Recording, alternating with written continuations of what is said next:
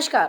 Point two point programme में आपका स्वागत है। आज हम चर्चा करेंगे सिटीजनशिप अमेंडमेंट बिल 2019 के प्रावधान और जरूरत के बारे में।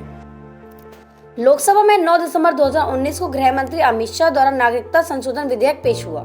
इसका पहला उद्देश्य यह था कि अफगानिस्तान, पाकिस्तान तथा बांग्लादेश के हिंदू, सिख, बौद्ध, जैन, पारसी तथा क्रिश्चियन प्रवासियों जिन्होंने अपने देश में धार्मिक आधार पर उत्पीड़न के कारण भारत में शरण ले रखी है, जिन्होंने 31 दिसंबर 2014 तक या उससे पहले बिना किसी वैध दस्तावेज या वैधता खत्म होने के बाद भी भारत में रह रहे हैं, उन्हें भारत की नागरिकता लेने का प्रावधान इस बिल में किया गया है। इस बिल में इनर लाइन परमिट और छठी अनुसूची में सम्मिलित पूर्वोत्तर राज्यों जैसे कि असम, मेघालय, त्रिपुरा, मिजोरम को अलग रखा गया है। इसका पहला प्रारूप 2016 में आया था, जिसमें 3 देशों और 6 समुदाय के लोगों को अगर वे अवैध हैं तो इसने एक तारीख से पहले इस बाध्यता को खत्म कर दिया कि उनको नागरिकता नहीं मिलेगी। नागरिकता लेने के लिए उन्हें अभी 11 साल का निवासी होना चाहिए। इसके लिए उनको 2015 में सूचना के लिए एक नोटिफिकेशन दिया गया था। उसके बाद बिल आया और लोकसभा में पास हुआ, परंतु राज्यसभा में किसी कारणवश यह बिल लैप्स हो गया था। विरोध का प्रमुख कारण यह है कि पहली बार में जो प्रावधान लाए गए हैं वो रिलीजन के आधार पर लाए गए हैं। सरकार का तर्क है कि यह अनुच्छेद 16 का उल्लंघन नहीं करता। असम, मेघालय, त्रिपुरा, मिजोरम में आपको इनर लाइन परमिट लेना पड़ता है, जिसमें ट्राइबल जनसंख्या ज्यादा है लेकिन कुछ लाख में ही है। इसका आधार धर्म न होकर धार्मिक प्रताड़ना है कि कौन प्रताड़ित हो रहा है। धार्मिक रूप से प्रताड़ित लोगों को शरण देने की भारत में हमेशा से ही परंपरा रही है, चाहे वो तिब्बती बौद्ध हो या यहूदी, क्योंकि भारत एक सिविलाइज्ड स्टेट है। यह भारत की सिविलाइजेशन ड्यूटी को निभा रहा है। इसका दूसरा उद्देश्य है कि धार्मिक रूप से प्रताड़ित लोगों को शरण देना। 2016 के पहले नागरिकता लेने के लिए 11 साल थी। 2016 में 6 साल का प्रावधान था। 2019 में अब 5 साल का किया गया है। अगर आधार धार्मिक होता तो इसमें श्रीलंका के प्रताड़ित तमिल हिंदुओं को भी इसमें नागरिकता देने का प्रावधान होता, लेकिन श्रीलंका के हिंदुओं का मसला पूरी तरह से राजनीतिक मुद्दा है।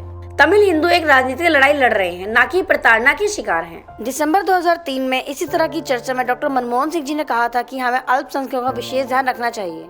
पहले से लेकर 9वें संशोधन तक फोकस अल्पसंख्यकों पर ही रहा है। यह सिटीजनशिप ऑटोमेटिक नहीं है। जो शरणार्थी पैरामीटर पर खड़ा उतरेगा, नागरिकता उसी को ही मिलेगी। सिटीजनशिप अमेंडमेंट बिल 2019 विशेष 11 दिसंबर 2019। नागरिकता को लेकर कानून बनाने का अधिकार केवल संसद के पास ही है। यह विधेयक लोकसभा तथा राज्यसभा दोनों से ही पास हो गया है। इसके जरिए नागरिकता कानून 1955 में संशोधन किया जाना है। इंदिरा गांधी ने 1971 में बांग्लादेश के शरणार्थियों को स्वीकारा था। अनुच्छेद 14 संसद को रीजनेबल क्लासिफिकेशन के आधार पर कानून बनाने से नहीं रोकता। नागरिकता कानून में संशोधन कर शरणार्थियों को नागरिकता दी गई है। भूटान के क्रिश्चियंस को क्यों नहीं जोड़ा गया? म्यांमार में इंडियन ओरिजिन के मुसलमानों को क्यों नहीं जोड़ा गया? गुलाम नबी आजाद चर्चा के दौरान इस विधेयक में पात्र लोगों को खोजने का भी प्रावधान है। नागरिकता कानून में संशोधन अनुच्छेद 5 से 11। नागरिकता कानून 1955 के आधार पर जन्म 1947 या उसके बाद भारत में जन्मा कोई भी व्यक्ति भारत का नागरिक होगा, अगर उसके माता पिता उसके जन्म के समय भारत के नागरिक हो। भारत के बाहर जन्मे व्यक्ति को वंश के आधार पर नागरिकता मिलेगी, जिसमें माता पिता कोई एक भारत का हो। अब हम बात करेंगे नागरिकता संशोधन विधेयक 2019 के मुख्य प्रावधान के बारे में, यानी कि मेन प्रोविजंस के बारे में। 9 दिसंबर 2019 लोकसभा से पारित, 11 दिसंबर 2019 राज्यसभा से पारित। राष्ट्रपति की अनुमति। अफगानिस्तान, बांग्लादेश और पाकिस्तान से आए हिंदू, सिख, बौद्ध, जैन, पारसी और ईसाई धर्म को मानने वाले लोगों को 11 साल के बजाय महज 5 साल भारत में गुजारने पर बिना उचित दस्तावेजों के भारतीय नागरिकता मिल सकेगी। बिना वैध दस्तावेज के आने पर वैध दस्तावेजों की समय सीमा हाल के सालों में खत्म हो गई हो तो भारतीय नागरिकता प्राप्त करने के लिए सक्षम बनाता है। भारतीय नागरिकता पाने में आने वाली बाधाओं को दूर करेगा। अवैध प्रवासियों को लाभ प्रदान करना। विदेशी अधिनियम 1946, पासपोर्ट अधिनियम 1920 के तहत निर्वासन का सामना नहीं करना पड़ेगा। 1955 का अधिनियम कुछ शर्तों को पूरा करने पर नागरिकता प्राप्ति के लिए आवेदन करने की अनुमति देगा। 14 वर्षों में 11 वर्ष भारत में बिताना जरूरी। मौजूदा विधेयक में 11 वर्ष का शर्त को घटाकर 5 वर्ष करने का प्रावधान के पंजीकरण को रद्द करने का प्रावधान। नागरिकता संशोधन अधिनियम 2003 में 16 देशों में बसे लोगों को दोहरी नागरिकता। असम राज्य में अवैध प्रवासियों को निर्धारित प्रारूप में भारतीय वाणिज्य दूतावास के साथ रजिस्टर्ड होना अनिवार्य है। विधेयक के पक्ष में सरकार के तर्क।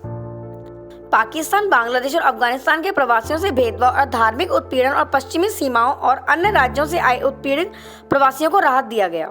नागरिकता अधिनियम 1955 के तहत साक्ष्य देने में असमर्थ लोगों को फायदा। देशीयकरण द्वारा नागरिकता प्राप्त करने के लिए आवेदन जरूरी। देशीयकरण की लंबी प्रक्रिया की वजह से लाभ से वंचित लोगों को राहत। अब हम चर्चा करेंगे मौलिक अधिकारों के बारे में। अनुच्छेद 14 राज्यसभा के राज्य क्षेत्र में किसी व्यक्ति को विधि के समक्ष समता से या विधियों के समान संरक्षण से वंचित नहीं करेगा। राज्य किसी नागरिक के विरुद्ध केवल धर्म, मूलवंश, जाति, लिंग, जन्मस्थान या इनमें से किसी के आधार पर विभेद नहीं करेगा। अनुच्छेद 11 नागरिकता संबंधित कानून बनाने का अधिकार। सरकार द्वारा नागरिकता के अधिकार का विधि द्वारा विनिमय किया जाना। इस भाग के पूर्वगामी उपबंधों की कोई बात नागरिकता के अर्जन और समाप्ति में तथा नागरिकता से संबंधित अन्य सभी विषयों के संबंध में उपबंध करने की संसद की शक्ति का अल्पीकरण नहीं करेगी। जहां इनर लाइन परमिट लागू है, उनमें इस अधिनियम से छूट प्राप्त है। पूरा अरुणाचल प्रदेश इस परमिट की वजह से सुरक्षित है और इसमें पूरा मिजोरम, पूरा नागालैंड, मणिपुर प्रोटेक्टेड है। यह त्रिपुरा की ट्राइबल एरियाज में लागू नहीं होगा और साथ में मेघालय भी बाहर है। नॉर्थ ईस्ट के 4 राज्यों के 6 अनुसूचित जनजातियां क्षेत्रों को छूट के आधार से मानवता के आधार पर लिया गया एक अहम निर्णय बताया गया।